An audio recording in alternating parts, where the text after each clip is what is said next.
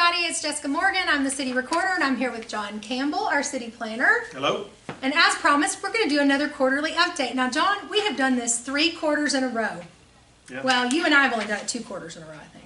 We're in the third quarter, second half. Speaking of which, John is an Alabama fan. Roll Tide. Still. Yeah. Roll Tide. He's sticking with it.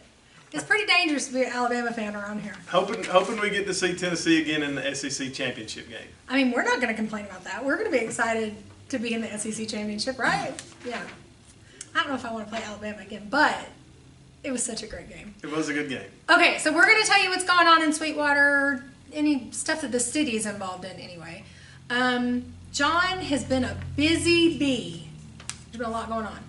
Some of this stuff is a follow-up to stuff that we told you about in the last quarter, where it's just maybe taking the next step, or we're still waiting on engineering to be done. But John, in Planning Commission Monday night, you all talked about the Dollar General on Main Street. Boy, was that a hot topic on Facebook or what? So they submitted a site plan. So John, fill us in on that. Yeah, hopefully you guys will be seeing some progress now actually on site. They've been doing all of their engineering and all the legwork that has to be done just to be able to build. So our last update that we gave, it was just letting everyone know that the property had been rezoned for commercial use. And from there, they've done all the legwork as far as with Tdot, the Department of Environment and Conservation. That property's kind of special. It's right on the creek, so there was a lot more engineering and things to be done than a lot of other properties in town. That's right. They've got all their permits with FEMA and TEMA regarding flood zones and floodplains and making sure they do it right. I know there was a lot of concerns about wetlands and things like that, but they've really done a good job of dotting their I's and crossing their T's. So they just got site plan approval Monday night at Planning Commission meeting, and Historic Zoning had approved the look of the building. We're going to be meeting with them in a few days, maybe next week, to approve the brick colors and things like that. But should be a really nice building once it's all said and done, and hopefully we'll see some dirt start moving here in the next few weeks. So John, what if somebody says they want a Trader Joe's there instead? Or we need a bowling alley to be there instead. What do we as the city say in response to that? Well, that's not really how it works. We can't just go out and put Dictate. whatever, dictate or kind of say what goes where. We just basically have to work with folks and make it a place that people want to come and want to develop. And when they see those things, they look at a number of things, a number of demographics, but when they see those things and it's attractive to them, then they begin to contact us about coming in. And, I wish we could just say, hey, the city wants to put this there, and bam, it happens, but that's not exactly the way it works. But like we've said all along, the rising tide floats all boats, and I think we're seeing that right now with a lot of the growth that has been happening and is currently happening. We're starting to get a lot more interest from from different businesses, from developers, from housing, just all across the board. Yeah, and we're going to talk more about that. So let's tell them what's coming beside Capstar Bank. We teased them about this last quarter and said we had 2 fast food chains, national chains, recognizable chains that were coming in. We can go ahead and tell you the name of the one that's coming right beside the empty lot next to Capstar Bank, next to the Willow Creek entrance off Highway 68. John, drum roll. So we have approved a site plan for Kentucky Fried Chicken that'll be going in beside Capstar Bank. So that does fill a gap. KFC, that's we didn't have a place you could get chicken. Yes, we're going to have a chicken joint now, so I'm really excited. And I hope they have the buffet because I can get down on some KFC. Oh, so, yeah. Okay, wait though, what is your favorite thing at KFC? If you can only order one item off the menu. Extra crispy, just chicken, like a 2-piece chicken meal, extra crispy with biscuits. Yeah, I love it. I really like their coleslaw. They have really good coleslaw. Yeah, I like their biscuits. Their biscuits are good too. Okay, so the BB&T building, it has sold. It's actually closed. What do we know about that we can tell? Well, we've been getting a lot of calls there, folks asking for specifics on who's coming in there, things that they've heard.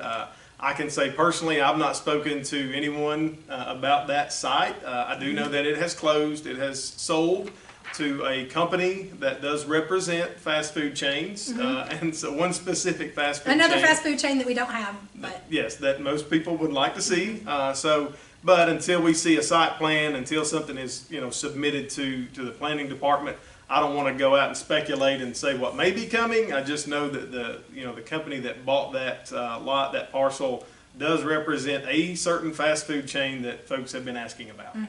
And I am curious to know whether they're planning on demolishing that building and rebuilding from scratch, or if they're going to try and retrofit that building. And we don't have a demolition permit, we don't have a building permit, we don't have a site plan yet, so we don't know the answer to that question yet. But that'll be probably the next step, and that's when we'll know for sure who's coming. Talk to me about,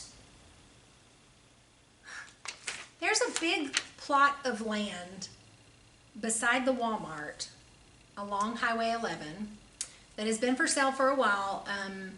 The University of Tennessee Department of Agriculture owned that land for years. They very graciously worked with the city and decided to list that for commercial sale instead of turning it into an arboretum, because we told them that we really thought that property, because it was adjacent to the Walmart, would be needed for commercial development. They were very gracious to work with us on that, and decided to list it commercially instead, and that property has now sold. That's right. The property has sold. The deal has closed. Commercial developer has bought that, but that's about all we know so far. So if folks start asking and saying, hey, we've seen some trucks out there, or we've seen some equipment out there, that property has sold. It is zoned for commercial use. So again, until someone submits some plans to us on how that's to be developed, I can't really speculate on who that might be. All that we know is that parcel has sold, and it's zoned for commercial development. And that one's hot off the press, folks, Yeah. because it just closed last week, I think. Yeah, that's exciting. Very recently, yeah. It's exciting. Also, everybody always asks about the Commerce Park, I-75 Commerce Park. It's out off exit 60, where the Redneck Resort used to be. And they have had several newer prospects come to them in the last 6 months or so. So we expect some kind of something happening there before too much longer. Not really anything else to report on that yet. And of course, dear darling Red Stag. What's going on there, John? Well, you guys could see if you drive out by there, it's obviously looking different already, and it should look a lot different soon. I will say they have applied for their demolition permit for the Dinner Bell building. They've had their final closing there at the Dinner Bell, and had their sale, and kind of got rid of the belongings in there and sold those. So they're going to be taking that structure down, taking that building down, so it doesn't fall in on itself or nobody gets hurt there. Or no vagrants decide to come off the interstate and live there for. Absolutely. Absolutely. They don't want it to be a liability, so that building will soon be gone. And then that specific site, originally in the site plan submitted, was going to be set aside for a restaurant pad, just on the other side of it, a little above it. They had talked about maybe putting a fuel stop there as well for the truck drivers coming in and out of the development there at Red Stag. And then the rest of that acreage on that side of Oakland Road was going to be set aside for land lease, build it out for industrial use, maybe lease out some of the buildings there. So that side of Oakland Road 322, we haven't really seen a whole lot of specifics on that. We just kind of know some generalities. And it is zoned already. We've rezoned that for them for commercial and industrial. So that's the intended use right now. Those plans could change, depending on what demand is, but there's definitely been a lot of demand. What about across the interstate? On the other side of interstate, this is actually outside the city limits. But yeah, I haven't spoken to Mullenhour Gross or Red Stag specifically, but have heard that they've purchased or are purchasing some land across the interstate as well. So hopefully we'll be getting some specifics on that pretty soon. I do know the one building A, that has been built there at Red Stag is nearing completion. They've already hired, I believe, about 25 employees, and they've been training in Knoxville at their site in Knoxville to begin coming back down and working in Sweetwater. So that's exciting. We got some new employees. We were just out at the facility last week looking at some of the fire systems and sprinklers, making sure everything's nice and safe. They're going to begin actually doing some work out of that building, hopefully in the next couple of weeks, shipping and receiving. Is that the biggest building you've ever been inside? It's huge. Yeah, I mean, It's aside huge. from an airport, I think that's the biggest building I've ever Really been big. inside. It's and it's hard to fathom that someone could store that much stuff. We were out there, and just in half of the building, the rack systems that are up already that are built. I don't know how on earth you could fill that up. So and as many truck bays as they have to load things in and out, it's going to be very busy. It's going to be huge for the town of Sweetwater. So Yeah. and the jobs that it brings. So I'm excited about it. Again, they've been working really hard. They're like everybody else. They're dealing with supply chain issues and labor, difficulties with labor force and things like that. So they've done a really good job to navigate through all that, and hopefully they can begin here in the next couple of weeks shipping and receiving. Yeah, that'd be good. What about residential development? Obviously, one of Red Stag Management's concerns, and they've mentioned this multiple times in several meetings, is housing in Sweetwater. So I'm really excited to say we have some diverse housing options coming to Sweetwater. We've got multiple subdivisions and different things. Tell us a little bit about some of those that have already been approved and maybe what's coming down the pike. We do have some diversity. That's a good thing across the different economic levels.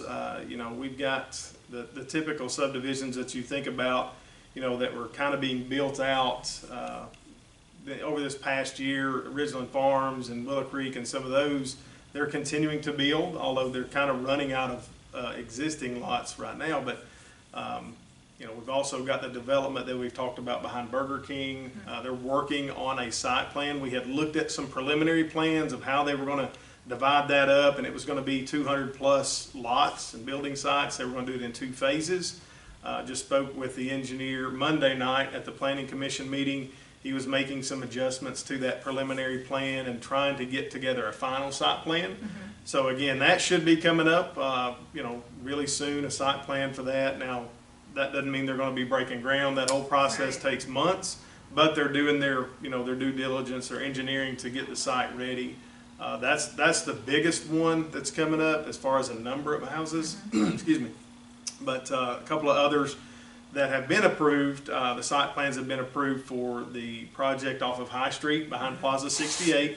That plan included some townhomes, but also an apartment complex. So a mixture there. The townhomes are for sale, not for rent, but that's right. to be sold and purchased. That's right. The townhomes will be single family residents. They will be purchased. The apartment complex there, I think, had 8 units in it, would be for rentals. That's the one project behind Plaza 68. We talked a little bit about another one off of Oakland Road in our last update that had been rezoned to R3 to put some homes in there. We haven't seen a formal site plan submitted on that one yet, but that's another one that's kind of in the works. And then there was another one Monday night that came before the Planning Commission, a request to rezone 4 acres, again, for development similar to what you see on High Street. It's the same developer is proposing to put in townhomes. I believe this one would have 4 separate buildings, 4 separate structures, split off into townhomes. And are those to be sold also? Those would be sold as well. So we've got some variety. I touched on this last time too. The mobile home park across town off of Oakland Road, Park Place Mobile Homes. They are also, I just drove out by there today, and they don't have them ready yet, but they have moved in, I think, 9 new mobile homes that they're refurbishing and remodeling. They look like they're painting those now and re-roofing some of those, putting decks on them. So that will also offer, some housing for different, like I said, different economic levels, different options as far as where you would live and want to live, and different styles and things like that. So not your typical neighborhood subdivision, but it is an option for housing and something to give a little variety. That's good. So by my count, that's 5 different subdivisions of various sizes that have come and actually made some kind of official appeal to us as far as rezoning or site plans or something like that. And then you and I rode around last week with another residential developer out of Middle Tennessee who's looking at Sweetwater and trying to figure out where would be good locations and for residential development. So we do have quite a bit going on in the residential realm also right now. Yeah, and those are just the folks that are coming, most of those are folks that are coming into Sweetwater because they see the growth that's happening, they see the opportunity, and so they want to get in on it and, and develop, being part of that growth. That doesn't even include the local, folks that are that have been doing this for years. Yes, that are subdividing and they're building homes and things like that. So we knew that housing was, we had a shortage and there was a need there. And it looks like we're continuing to see, that need kind of be met. So the unfortunate thing is that doesn't happen overnight. But like I say, especially with the supply chain issues. Yeah, that's right. Just contact the builder right now and ask them, how quickly they can get on. How far out you are. Yeah. But like I said, it's things are continuing to move forward and progress, and some of these things that have been in the works for a while that have been in the planning phases. We're beginning to see now them implement those plans and at least move some dirt. So that's always good to see. And then, I think last time we had given an update on Main Street down there, Sam's building, he's working on, they continue to work on it. We hear he got his steel beams in. Yeah. So that we were waiting, he was waiting for a while on steel beams to come in. So we're really excited to see that project move forward. It's going to be a rooftop restaurant. It's going to be awesome. Yeah, people are going to love it. Some more commercial space just on the other side of the tracks there, what most folks call the Dacus building, I guess. So there's going to be some, commercial space for lease there. They're progressing there pretty nicely. I was just in there last week. Pretty sure those spots are already filled too. I think they already have tenants going in there, and it's a variety of businesses, so that'll be good. Yeah. So a lot of growth, a lot going on, but it's exciting too. It is. Yeah. It's exciting. Okay, let's talk just for a second. I want to talk to just a minute about tourism because most people probably don't know. The way the city is structured is John's department is planning, development, and tourism. So you also get to be over tourism. That's right. Tourism is the #2 industry in the state of Tennessee, and recently the city of Sweetwater has decided to allocate funding towards tourism that comes from hotel motel tax. We were a home rule form of government, so we were able to pass our own hotel motel tax without having to go through state legislature for that. And that fund has been building for the last several years. That's what is now helping fund festivals and activities and events downtown. It also helped host the Rural Tourism Conference for Alabama, Mississippi, and Tennessee here in Sweetwater last year. Several more projects that we're going through. Sometimes it's training, sometimes it's buying stuff that helps bring tourism to the area, sometimes it's sponsoring events and festivals. But we have a lot of that stuff going on.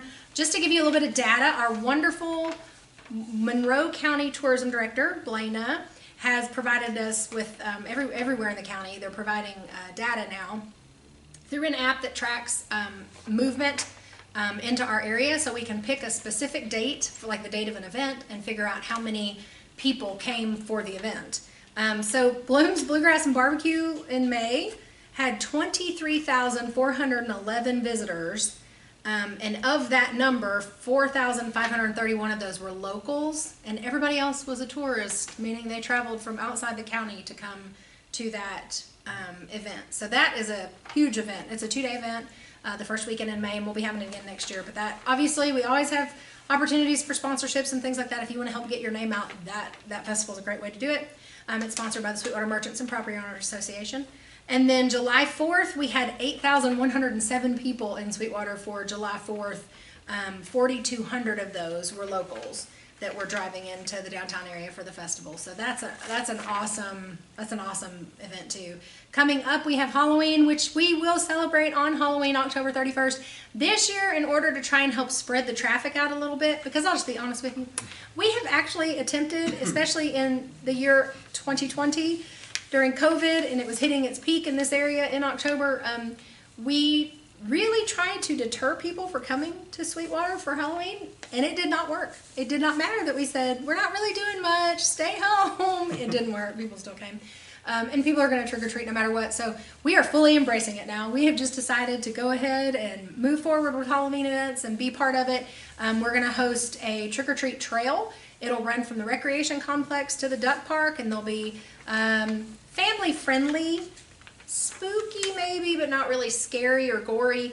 But just a trick-or-treat trail. We'll be giving out candy. We'll have people in costume. We've got lots of volunteers coming to help with that. We are still taking volunteers if you want something to do on Halloween that's fun.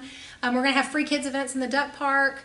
We've got inflatables down there. We've got Jumbo Jenga and Connect Four and different things for kids to do for free. We've got vendors and trunk or treat setting up in the downtown parking lot. So come to downtown, walk to Mays Avenue. We are going to have more streets closed off this year than we normally do because we do anticipate the crowd getting even bigger, and we'll know using Blena's data this time how many people actually come to Sweetwater for Halloween. I imagine that will be a huge number. Last year was the biggest we'd ever had. We anticipate this year being even bigger. So side streets like Big Street, part of Oak Street, almost all of Mays Avenue, part of Church Street. A lot of these streets are going to be closed to vehicular traffic. So we are encouraging people to park at the recreation complex on Halloween night, walk down the trick-or-treat trail to the duck park, walk through the trunk or treat in downtown, and then head on to Mays Avenue. It'll spread it out a little bit. Parking won't be such a cluster. It'll be a lot easier to get through. It'll be easier on our police officers. We want to make sure it's a safe and fun event, not a lot of hassle, everybody having a good time. So we're really encouraging people to park maybe in open hospital parking or at the recreation complex, and even this parking lot behind City Hall, feel free to use it on Halloween night and walk to your destination. We're encouraging drivers to be very careful. We've got a video that's going to post on Friday from our awesome Sweetwater Police Department that they recorded that is going to give you some Halloween safety tips, so be sure to tune into that. Also, it'll be here on the YouTube channel. Make sure you subscribe to our YouTube channel so you can continue to get updates and things like this. Small Town Christmas will be the Saturday after Thanksgiving. That's also Small Business Saturday. We have been chosen as a neighborhood champion, so we're going to have lots of goodies to give away, including Main Street Bucks. So the first, I don't know, I guess it's 100 people in line will get, no, the first 50 people in line will get $10 worth of Main Street Bucks. That was approved by our Main Street Board last month. So, and you can spend those Main Street Bucks at any other participating stores on the back of the Main Street Bucks. So that always goes great, and people love it, and they are given out almost immediately. And that's usually a great day for our small business owners, and we really encourage you to try and shop small that day.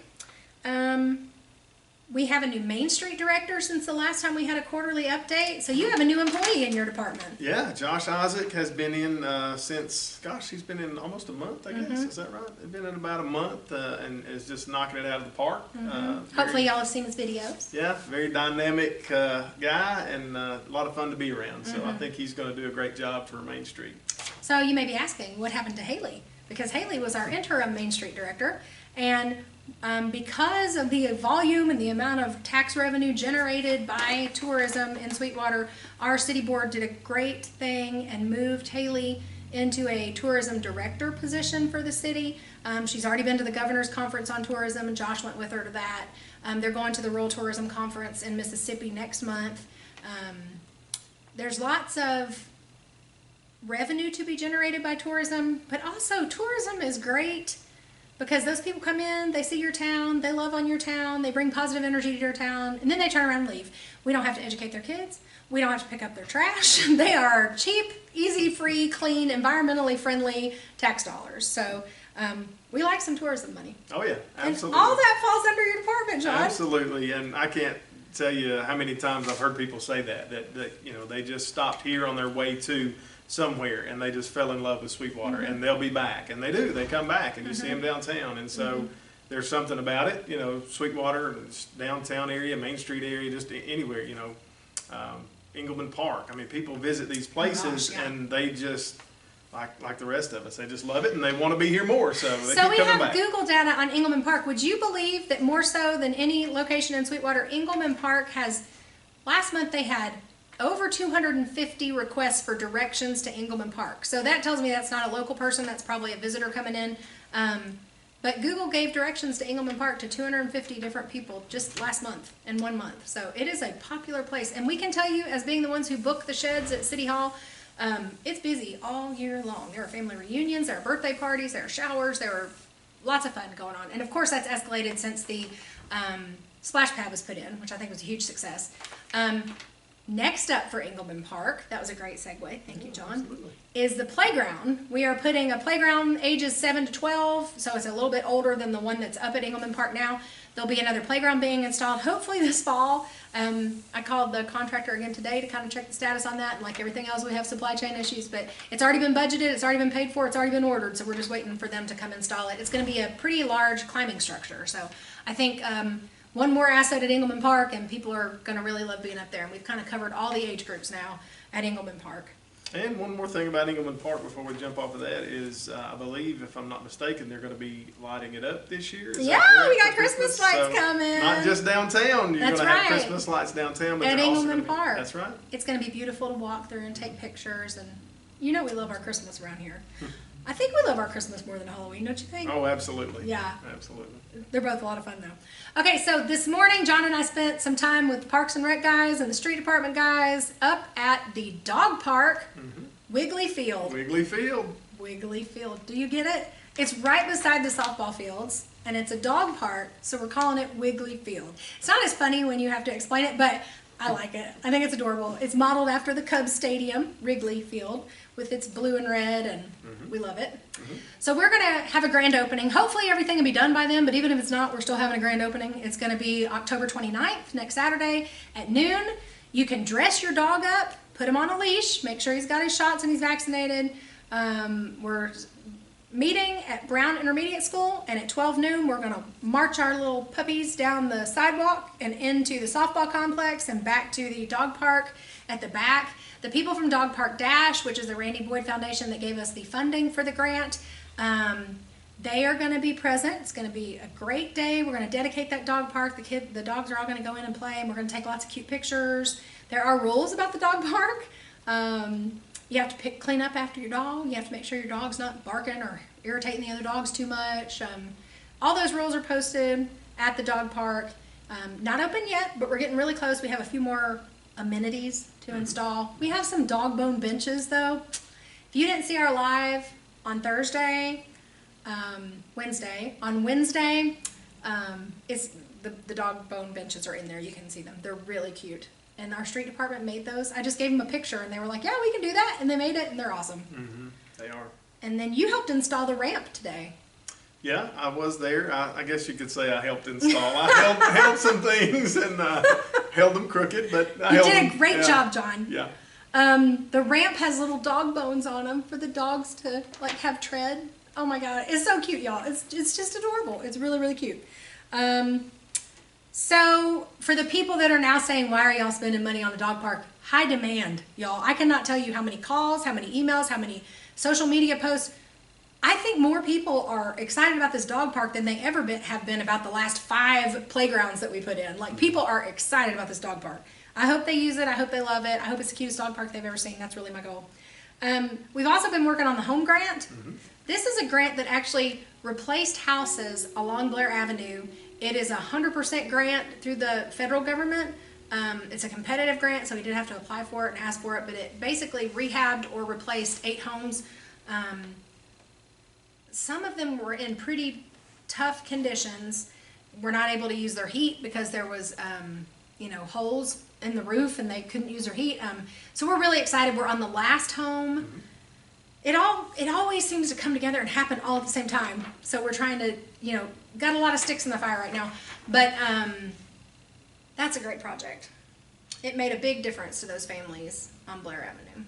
Yeah, and I just came in on the tail end of it, but it seems like COVID, again, stalled out some of that, like it did a lot of other things. But it is exciting to kind of be wrapping that project up, seeing it kind of come to a close, and then also getting that last remaining person in a new home. I know she's excited, and especially the timing couldn't be better because we're right around the corner. It's been cold the last couple of mornings, and winter is here, so. Getting her in a nice new warm home is exciting. Makes a big difference. We're excited about that. Yeah. We also have 3 sidewalk grants going on. We've been talking about these for a couple of years. They move slowly. The design phase is finished on one. All 3 of these are different sections of Main Street and Highway 11. Some of them are right downtown. Some of them extend up further towards like Farmers Furniture and towards Highway 322. But all of those are underway. They're under contract. They're being designed by consultants. So more sidewalks coming and bike paths, which we're excited about.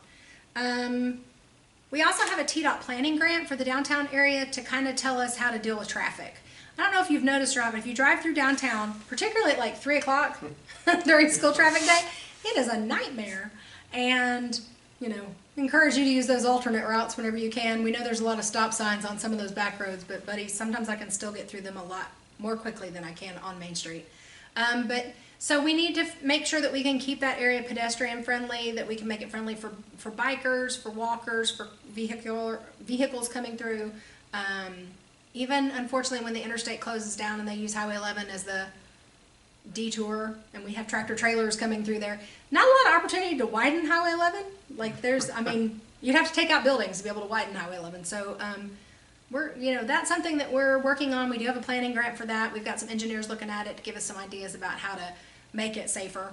And then the last thing on my list, John, but it might be the thing I'm the most excited about, and I hope that people in the community are the most excited about. For a long, long time, we have had people asking about a community center.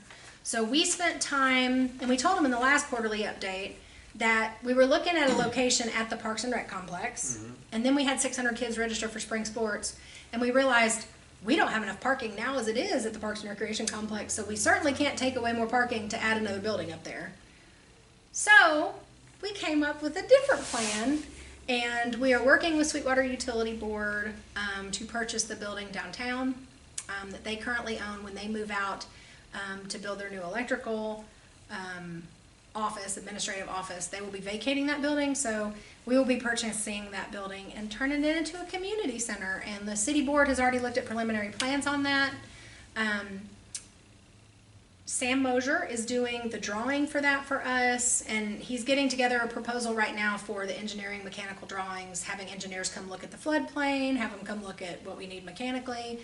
Our plan is to retrofit that building to add an indoor basketball court, possibly stage amenities like a stage and another floor that we could put on top of the basketball court to turn that into an auditorium or something we can have indoor concerts. Also, we could do indoor markets and fair activities and have a couple of meeting rooms. We'll probably build on to a little bit of the side wings there, but we've dedicated money to purchase that building from Sweetwater Utilities Board for that, using ARPA money, which is the federal COVID money that came to the city of Sweetwater. So we'll be using a significant amount of that money to purchase that building.